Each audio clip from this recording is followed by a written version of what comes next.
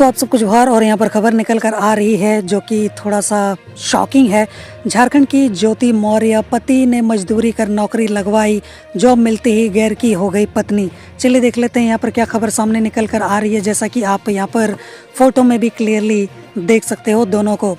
तो कहानी है यहाँ पर साहिबगंज की। साहिबगंज से ये खबर निकल कर आ रही है कि यूपी की महिला पीसीएस पदाधिकारी ज्योति मौर्य का मामला अभी सोशल मीडिया पे छाया हुआ है। इसी मामले की तर्ज पर यहाँ पर झारखंड में भी ऐसी ही एक घटना सामने निकल कर आई है, जहाँ पर कल्पना नाम की महिला नौकरी लगने के बाद अपने बेरोजगार पति को छोड़कर फरार हो गई है। मिली जानकारी के हिसाब से यहाँ पर बोला जा रहा है कि बांजी बाजार निवासी कन्हई पंडित की यहाँ पर शादी करीब 14 साल पहले हिंदू रीति रिवाज से यहाँ पर कल्पना देवी के साथ हुई थी। अशिक्षित पति ने अपनी पत्नी को जमशेदपुर में रखकर यहाँ पर एएनएम की पढ़ाई करवाई। कई प्राइवेट अस्पतालों में पढ़ाई करवाने के बाद कल्पना ने नौकरी भी की, लेकिन नौकरी लगते ही उसे कोई और भाग गया। पति कन्हई ने यहाँ पर आरोप लगाया है कि इस बीच पत्नी को पढ़ाने में कर्ज अधिक होने के कारण वो कमाने के लिए गुजरात चला गया था। लौटकर आया तो पत्नी का व्यवहार बहुत बदल गया था, कुछ ठीक नहीं लग रहा था।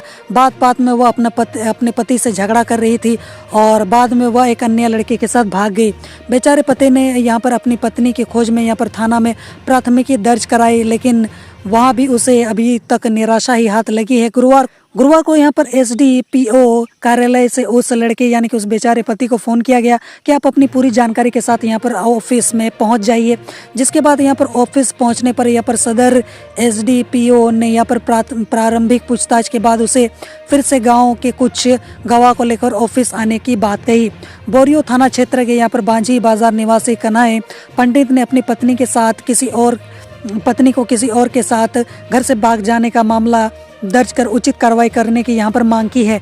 पीड़ित पति कन्हई पंडित ने बताया कि उसकी शादी यहाँ पर बोरियो प्रखंड क्षेत्र के तेलो गांव निवासी यहाँ पर राजकिशोर पंडित की पुत्री कल्पना कुमारी के साथ 14 वर्ष पूर्व हुई थी, जिसके बाद वो दोनों प्यार से रहते थे। दोनों का यहाँ पर एक 10 वर्ष पुत्र हेमंत कुमार पंडित भी है।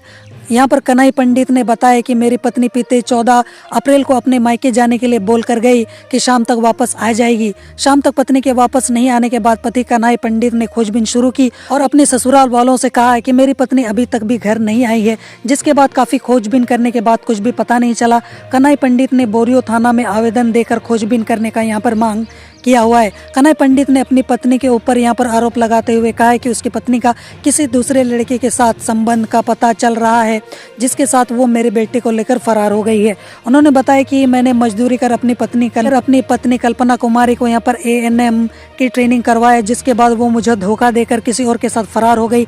बोरियो थाना के द्वारा यहाँ पर कोई कार्रवाई नहीं होने के बाद कन्हई पंडित ने यहाँ पर मुख्य न्यायिक दंडाधिकारी साहिबगंज से गुहार लगाते हुए पत्नी कल्पना कुमारी, ससुर यहाँ पर राजकिशोर पंडित, सास जयंती देवी, साला धर्मेंद्र पंडित के ऊपर मामला दर्ज करते हुए उचित कार्रवाई यहाँ पर करवाने की मांग की है।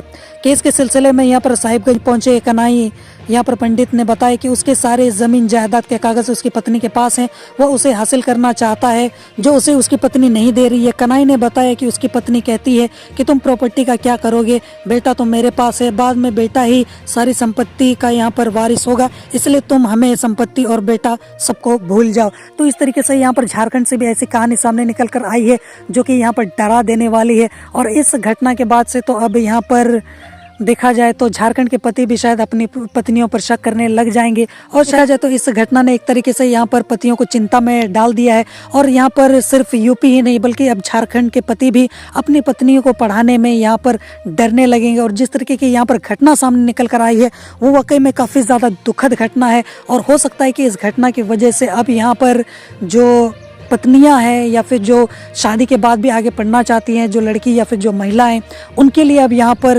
ये सारी जो घटनाएं हैं वो एक तरीके से देखा जाए तो एक ऐसा दाग या फिर एक ऐसा धब्बा साबित होने वाला, एक ऐसा कलंक बनने वाला है उनके कि वो अब मिटने वाला नहीं है। और शायद अब कोई भी पति अपनी पत्नी को पढ़ाने से पहले 1000 बार सोचेगा।